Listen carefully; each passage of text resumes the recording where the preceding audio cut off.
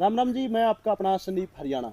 और मैं संदीप दनोदा। आपका स्वागत है हमारे यूट्यूब और फेसबुक चैनल पर। आज बात करांगे आगामी होने वाले विधानसभा चुनाव की जो चर्चा है उस चर्चा पर बात करांगे। और साथियों, आप लोगों ने बेरा है कि हरियाणा के अंदर विधानसभा चुनाव है जो वो सर पा चुके हैं। और सबसे पहला बात करांगे अपने नरवाना हल्का की। और आज हम जिस शख्सियत के साथ मौजूद है वो किसी परिचय के मोहताज नहीं है। जो हमारे साथ शख्सियत मौजूद है वो कांग्रेस पार्टी से हल्का नरवाना से 2 बार चुनाव यहाँ से लड़ चुकी है। और हमारे साथ मौके मौजूद मैडम विद्या रानी फिलहाल मौजूद है। मैडम जी, स्वागत है आज के कार्यक्रम चुनाव पर चर्चा में। सबसे पहले तो आज आपका ये प्रोग्राम चुनाव पे चर्चा में मेरे को यहाँ पर बुलाने के लिए आप सबका धन्यवाद करती हूँ। और जो भी इस चैनल को देख रहे हैं सभी दर्शकों का, उनको मेरी तरफ से बहुत बहुत राम राम नमस्कार।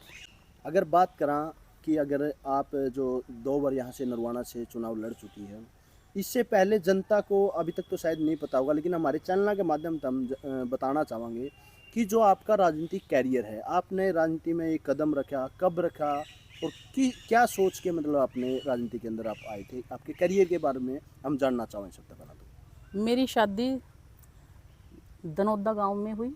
यहाँ के बेटे डॉक्टर श्यामलाल महिवाल जी के साथ।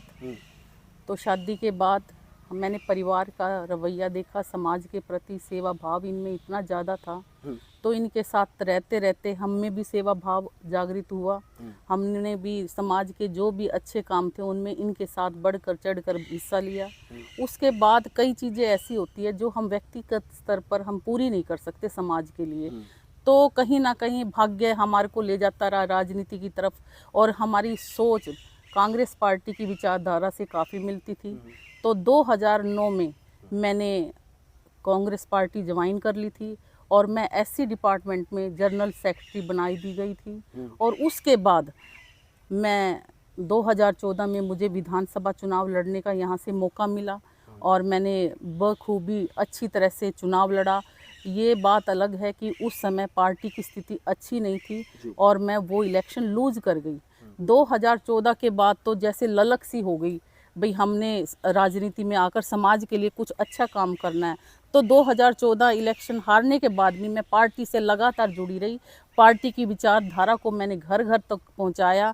समाज का जो भी अच्छा काम था उसमें भागीदारी अपनी निभाई और उसी के आधार पर मुझे 2019 में दोबारा से पार्टी ने टिकट दिया। हालांकि उस समय घर घर मोदी मोदी आएगा, सभी जगह यह जनाधार था। बीजेपी फुल जोर पर अपने पूरा जोर था बीजेपी की। ऐसी स्थिति में पार्टी की स्थिति को देखते हुए मैंने बड़ी मजबूती से यहाँ से चुनाव लड़ा, लेकिन कई कारणों की वजह से पार्टी की इसमें लगातार है जो 2014 से नरवाना की जनता के साथ जुड़े हुए हो और फिलहाल है जो विधानसभा चुनाव भी जो है सर के ऊपर है। तो अब नरवाना की जनता के बीच में आप जा रहे हो तो क्या रिस्पॉन्स मिल रहा है? हमने एमपी इलेक्शन के बाद देखिए धन्यवाद दौरे शुरू कर रखे हैं। हर गांव में जा रहे हैं, धन्यवाद कर रहे हैं उनका, क्योंकि बहुत अच्छी वोटों से सभी साथियों ने, कार्यकर्ताओं ने, अन्य पार्टियों से जो नाराज़ होकर हमारे पार्टी में आए, उन्होंने सब ने बहुत अच्छा रिस्पांस दिया और पार्टी को मतदान किया और विजयी बनाया यहाँ से। और हम जब मिलते हैं गांव के लोग बहुत दुखी हैं, मेरी मातृशक्ति बहुत दुखी है और रोते हुए कहती हैं कि हमने इनसे पांडा छुड़वा दो। ये वोट तो किसी दूसरी पार्टी के नाम पे लेवे हैं, लेकिन किसी की जोड़ी में जाके दूसरे की में बैठ जाए। ये समय के अनुसार बदलने वाले लोगों से हमें छुटकारा दिलाओ। बहन जी आप आओ, हमने आपके जैसी एक मजबूत और स्थिर औरत की ज़रूरत है जो हमारी आवाज़ उठाए। ये नहीं जीते कोई सी पार्टी से और बैठे किसी की गोद में। हमें ऐसी विधायक नहीं चाहिए, हमें आप जैसी विधायक चाहिए। हमें भी लगता है अब के जनता हमें बुला रही है और हमें उनके दुख सुख में आगे बढ़कर हिस्सा लेना चाहिए। इसका मतलब आपका कहने का साफ साफ मतलब जो इशारा है कि जनता ने वोट जेजेपी को दिए। क्योंकि देखो ये नरवाना हल्का की दर्शकों को भी मैं बताना चाहूँगा, नरवाना हल्का की आपको बात बता दूँ सबसे जो कि अहम है, नरवाना हल्का इनेलो परिवार का एक गोल्डन हल्का होया करता। लेकिन वो जब ये पार्टियां अलग हुई उससे पहले रणदीप सिंह सुरजेवाला ने जनता की जो मतलब उनकी आव भाव देखे और रणदीप सिंह सुरजेवाला ने वो नरवाना का जो गढ़ वो कया करते अपना गरमा नार दे वो छुटवा कर जनता का काम कराया, जनता की सेवा करी। उसके बाद में फिर जनता जो न्यूट्रल वोट बैंक थे वो कांग्रेस को भी छोड़ गई, बीजेपी को छोड़ गए, वो अब की बार फिर वो नई पार्टी बनाई, बोले इसमें तो देवीलाल दिखा है, दुष्यंत की तरफ के पास लग है, तो वो जेजेपी को वोट दे दिए। और वो आप कहोगे बस दूसरी गोदी में, मतलब रामनिवास विधायक पे आपने सीधा वो किया नहीं, है। मैं किसी को कुछ कहना नहीं चाहती। हम्म। मैं तो आपको जैसे मैं मिलती हूँ मेरी मातृशक्ति से, साथियों से, तो मैं तो उनकी बात आपको बता रही हूँ। मेरे को किसी को टारगेट करने की जरूरत नहीं है। जो जैसा है वो वैसा दिखता है। मैं नहीं कहूँगी, कोई और कहेगा, लेकिन मेरे को किसी का टारगेट करने का मेरा लक्ष्य नहीं है। चलो आप इन ज़्यादा बातों पर उनका क्या, अगर आपकी पार्टी की ही बात करें, तीसरी बार आप फिर दोबारा से नरवाना हल्के में मैदान मान दे दिखो, और जो लगातार बात चल रही थी कि भाई 2 बार टिकट आ ली, अब की बार तो इसको शायद नहीं मिला प्रोटोकॉल के हिसाब से, लेकिन जनता की जो आवाज़ है वो दोबारा से ही विद्या रानी ही है। वो कौन सा ऐसा जादू विद्या रानी ने जनता पे मतलब अंदर जाके वो फैलाया है कि तीसरी बार भी जनता आपको ही चाह रही है? ऐसा है संदीप जी, मैं आपको एक बात बताऊं, ये जनता है ना, आईना होती है। ये आप जैसे हो, आप किसी को कुछ कहते रहो, लेकिन इस आईने में आपकी सीधी वही तस्वीर दिखेगी जैसे आप हो। जनता ने 2 बार मैंने चुनाव बेशक हारा है, लेकिन मन से मैं हारी नहीं हूँ। जनता में मैं जब भी जाती हूँ, मेरी मातृशक्ति, हमारे पुरुष साथी सभी कहते हैं, आपने ऐसे माड़े टाइम में भी, जब पार्टी की हवा नहीं थी, नेता छोड़कर पार्टी को चले गए थे, हमारे 2019 में हमारे अध्यक्ष ही छोड़कर चले गए थे, इतनी कमज़ोर स्थिति हमारे नरवाना में थी, उस समय मैंने पार्टी का साथ नहीं छोड़ा। मुझे अपनी कार्यशैली, अपनी निष्ठा और लोगों के साथ पर, क्योंकि अब लोग जो मेरे को पहले साथ मिल रहा था उससे भी कई गुना बड़ा है, और ये एक तरह का बढ़ावा जीत की तरफ मुझे दिखाई दे रहा है।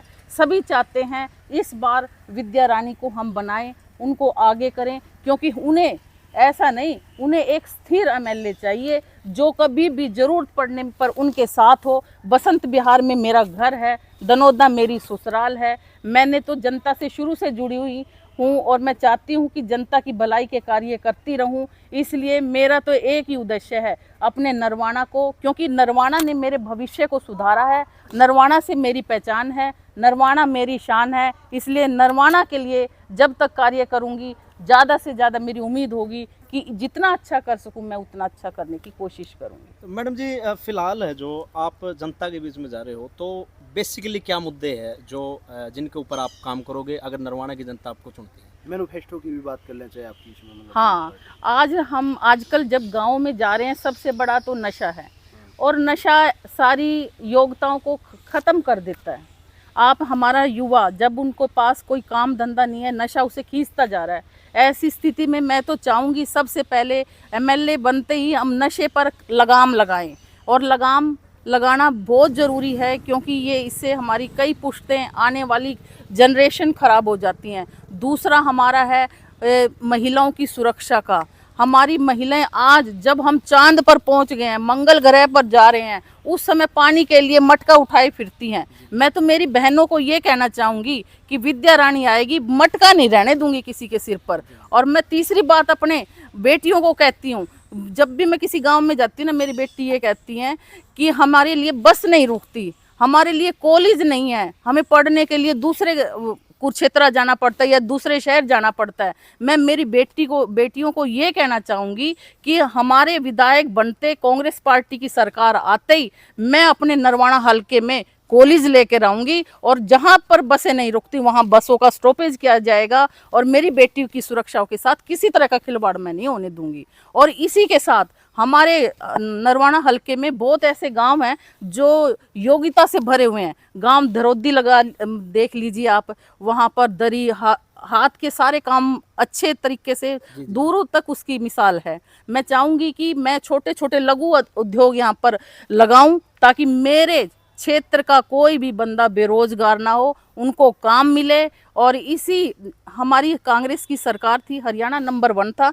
उसी की लय में हम चलेंगे और नरवाना को इस नंबर 1 बना कर रहेंगे। अगर बात करें आप, चलो कांग्रेस पार्टी तीसरी बार आपके ऊपर विश्वास करे है, और उसके बाद मैं अगर ये कहूँ भाई, फिलहाल जो पहले भी विधायक यहाँ से रह चुके हैं, चाहे आप पृथ्वी नंबरदार की बात कर लें, चाहे किसी और की बात कर लें, और अब फिलहाल मौके के जो विधायक है जेजेपी से है, वैसे बीजेपी की तरफ, मतलब वो माननीय मुख्यमंत्री के नाम से कह रहे हुए, मुख्यमंत्री जी मेरे को काम की फुल उन्होंने पावर दे रखी है, हल्के में काम करें। इस तरह के चेहरे आपके सामने होंगे, तो विद्या रानी एक महिला होते हुए इस चुनाव को किस तरह मेंटेन करेगी, किस तरह मतलब अपने जीत की राह को आगे बढ़ाएगी? मैं तो सबसे पहले तो ये कहूंगी, आपको महिलाओं को कम आंकना छोड़ दीजिए आप, क्योंकि महिला जब ठान लेती हो तो कोई बात नहीं है, कोई भी कुछ भी कर सकती है वो। और बात रही हमारे यहाँ काम की, ये काम आज ही क्यों हो रहे हैं, 9 साल तक क्यों नहीं हुए? क्या अब ये जो पावर दी जा रही है ये पहले नहीं दी जाती थी, जा सकती थी? क्या इलेक्शन आते ये पावर देने बनती है? ये एक तरह से आम जन को छलने का छलावा है। इनकी दिखावे पे मत जाइए। ये रामनिवास एमएलए आप कह रहे हो बहुत काम करा रहा है, ये पहले कहाँ थे? 4 साल पहले क्यों नहीं कराए उन्होंने काम? तो ये तो सब दिखावा है। चुनाव आने वाला है, वो कहते हैं ना, एक बात मैं आपको कहूँगी, जब देखो किसान आंदोलन हुआ, सरकार से इन्होंने आवाज लगाई, हमारी बात सुनिए, लेकिन सरकार ने एक बार नहीं सुनी किसानों की, ना उनके लिए उनके पास टाइम था। लेकिन जब सवाल पूछते थे किसान, भाई आओ आपने 3 काले कानून कैसे बना दिए, तब कोई जवाब नहीं आता था। अब इलेक्शन आ गया, उनके सवाल भी आते हैं, जवाब भी आते हैं, और अब तो टाइम ऐसा आ गया है, अब जो जिनके आते नहीं थे जवाब, उनके सवाल भी आने लगे। और वक्त की नजाकत देखिए, करेले के पेड़ पर, करेले की बेल पर आम भी आने लगे। तो काम की बात की मैडम, 2-3 दिन पहले की बात है, 2-3 दिन पहले सरकार ने बहुत ज़्यादा जो हरियाणा वासियों को जो तोहफे दिए हैं, बच्चा वो 1,20,000 कर्मचारी थे वो पक्के कर दिए। एक घोषणा भी करी है माननीय मुख्यमंत्री जी ने, भाई जो सिलेंडर है वो 500 रुपये का हो गया। तो इसको आप किस तरह से देखते हो? ये देखो, कांग्रेस की नकल की जा रही है। ये सभी चीज़ें मैनिफेस्टो कांग्रेस के में है। हमने अभी वोट मांगी और ये मैनिफेस्टो हमारा जो आया है उसमें ये है कि कांग्रेस पार्टी की हरियाणा में सरकार बनेगी, हम 500 से ऊपर सिलेंडर का रेट नहीं होने देंगे। अपनी बहनों को हम एक तरह से महंगाई से निजात देंगे, और हम 100 गज के प्लाट, जो हमारी कांग्रेस पार्टी की सरकार थी, 7 लाख पूरे पास हुए थे, जिसमें से 3,96,000 हमारी सरकार दे कर गई थी। बाकी बचे थे प्लाट, इस सरकार ने उनको बंद करने का काम किया। आज वो सरकार दोबारा से 100 गज के प्लाट देने लग गई है। अब ये सरकार कहती है कि हम 500 का सिलेंडर देंगे, ये सरकार कहती है कि हम नौकरियां लगाएंगे। हमारी सरकार ने मैनिफेस्टो में कहा है कि जो बाकी पड़ी नौकरियां हैं उनको भरेंगे, उन पदों को, और कच्ची नौकरियों को ख़त्म कर हम उन्हें पक्की करेंगे। और जो कौशल विकास योजना इन सरकार ने बना रखी थी, हमारी कांग्रेस की सरकार आते ही हम उसे बिल्कुल ख़त्म करने का काम करेंगे। हम उन युवाओं को नहीं हटाएंगे जो इसके थ्रू लगे हैं, बल्कि उनको पक्का करने का काम करेंगे। और बहुत सारी चीज़ें हैं, महंगाई की चीज़ें लगा लो, पेट्रोल डीजल की बात लगा लो, चाहे हमारे नौजवानों को नौकरी देने की बात लगा लो। अग्निवीर योजना में जिस तरह से इस सरकार ने ये नौजवानों के भविष्य को खराब करने का काम किया है, उसको बंद करने का काम हमारी हरियाणा में कांग्रेस सरकार आते ही हम करेंगे। चाहे हमारे किसानों के कर्जे हों, चाहे हमारे गरीब मजदूरों के लोन हों, हम सारी तरह के आम जनता को निजात उनके कर्जों से करने का काम करेंगे। चाहे मनरेगा की बहनें हों जो अपना काम करती हैं, 400 रुपये दिहाड़ी करने का काम सरकार आते ही कांग्रेस की हम करेंगे। और जो भी हमारी आशा वर्कर हैं, मिड डे मील वर्कर हैं, हमारे मैनिफेस्टो में पहले ही कहा गया है कि उनकी तनख्वाह हम दुगनी करने का काम करेंगे। हमारी हर तरह से हर वर्ग के लिए, चाहे जीएसटी हो, चाहे किसी तरह का टैक्स हो, हर तरह से कम कर कर आम जन को निहाल करने का काम करेंगे। पहले भी आपने देखा होगा कांग्रेस की सरकार में हमने किस तरह से हर चीज़ को कम कर कर, चाहे वो बिजली की दिक्कत रहती थी, 4 पावर प्लांट हमारी सरकार ने लगाए। हमारे जो डॉक्टर बच्चे, गरीब बच्चे थे, जिनका स्टाइफंड इस सरकार ने बंद कर दिया है, उन बच्चों को हमारी सरकार ने, एक डॉक्टर बनने के लिए 42,000 रुपये पर साल का खर्चा आता था, इस सरकार ने उस खर्चे को 10 लाख बढ़ाने का काम किया है। एक गरीब परिवार के बच्चों को ये डॉक्टर बनाने से रोक रही है। ये मैं और भी आपको बहुत सारी चीज़ें हैं, इतनी बताना चाहती हूँ। चाहे महिलाएं हों, अब 200 लीटर की पानी की टंकी हमारी सरकार ने लाने का काम किया था। आशा वर्कर हो, मिड डे हो, सफाई कर्मचारी, 22 लाख कर्मचारी शहरों में और 14 लाख हमारे शहरों में और 22 लाख गाँव में हमारे सफाई कर्मचारी लगाए गए थे। और भी बहुत सारी चीज़ें, हमारी खेलों के बारे में हमारी नीतियाँ थी, बहुत अच्छी थी। हमारे खिलाड़ी जब पदक लाते थे, उन्हें पद देने का काम हमारी सरकार ने किया। इस सरकार के भी आपने मंत्री देखे होंगे, वो भी हमारी सरकार द्वारा लगाए। लगातार जो बीजेपी है वो एक बात कहती आ रही है, चाहे सेंटर सरकार की पे भी यही क्वेश्चन है और स्टेट पे भी, कि कांग्रेस ने 70 सालों तक राज किया है। तो 70 साल में कांग्रेस ने ऐसा क्या कर दिया? ये फिलहाल इनके तो अभी तक 10 साल के करीबन ही इनका राज्य शासन हुआ है। तो जो आपका 70 साल का शासन था, उस 70 साल में कांग्रेस ने किया क्या अभी तक? मैं इनको बताना चाहती हूँ, जो ये कहते हैं ना 70 साल में क्या किया, तो मैं इनको ये बताना चाहती हूँ, जिस स्कूल में ये पढ़कर आए वो कांग्रेस ने बनाए, जिसमें ये कभी बीमार हो जाते हैं, इलाज होते हैं, वो कांग्रेस ने बनाए, जिनमें ये सफ़र करते हैं वो कांग्रेस ने बताए। और मैं संदीप जी और भी बहुत सारी चीज़ें आपको बता सकती हूँ कांग्रेस ने क्या क्या बनाया। और बताते मुझे एक बात का डर है, ये उसे बेचने का काम ना कर दें। अच्छा, मतलब कांग्रेस ने जो चीज़ बनाई बीजेपी को पता चलती रही और उन्होंने बेच हाँ, कर दिया। बिल्कुल बिल्कुल, ऐसी कोई भी इनको लगता है ना इसमें हमारा प्रॉफिट है, उसे ये बेचने की प्लानिंग उसी दिन से शुरू कर देते हैं। अच्छा, मैं एक लास्ट का क्वेश्चन चाहूँगा, संदीप भाई के और भी क्वेश्चन हो सकते हैं, लेकिन मेरा आज का इस चुनावी चर्चा में एक लास्ट क्वेश्चन है, कड़वा रहेगा वो थोड़ा सा। कोई बात नहीं। आपकी कांग्रेस पार्टी में 2 बार आपने मेहनत की, जिस समय जिस मतलब पार्टी को पूरी मजबूती के एक सहारे की जरूरत थी, वो आप सहारा बन के खड़ी रही, लेकिन आज आप हैं, आपसे अलग यहाँ पे नरवाना हल्के में हुड्डा गुट से कोई और टिकट मांग रहा है, रणदीप गुट से कोई और मांग रहा है, वीरेंद्र गुट से कोई और मांग रहा है। ये गुटबाजी का शिकार अब की बार फिर तो नहीं हो जाए कांग्रेस? नहीं, ऐसी बात है, देखो पार्टी की अच्छी हवा चल रही है और जब पार्टी अपने ऊंचाइयों को छू रही होती है तो बहुत सारे आते हैं, कई अन्य पार्टियों से भी आते हैं। ये नहीं है कि कोई भी किसी पार्टी से आकर यहाँ टिकट मांगेगा तो टिकट मिल जाएगी। गुटबाजी कोई नहीं है, एक शीर्ष नेता का आदेश जो होता है वही होता है, और इसलिए इन चीज़ों से घबराने की ज़रूरत नहीं। जब मार्केट किसी चीज़ की अच्छी चल रही होती है सभी वहीं जाते हैं और वहीं पर मांगते हैं, और ऐसा कुछ नहीं है। मुझे अपने काम पे, अपनी पार्टी पे और अपने कार्यकर्ताओं पर और अपने समाज पर पूरा भरोसा है। इस बार आपकी विद्या रानी आपके बीच दोबारा से चुनाव लड़ेगी और विजयी होगी। चलो, थैंक यू मैडम जी, आज आपने इतना टाइम दिया और आज के हमारे स्पेशल आप कार्यक्रम में आए, आपका तहे दिल से धन्यवाद। और जो हमारे दर्शक, जो हमारी जो पब्लिक जो ऑडियंस हमारे साथ जुड़ी हुई है, उनको आप क्या संदेश देना चाहेंगे? मैं आपका धन्यवाद करती हूँ, आपने के माध्यम से मेरी बात आपने जनता तक पहुँचाई।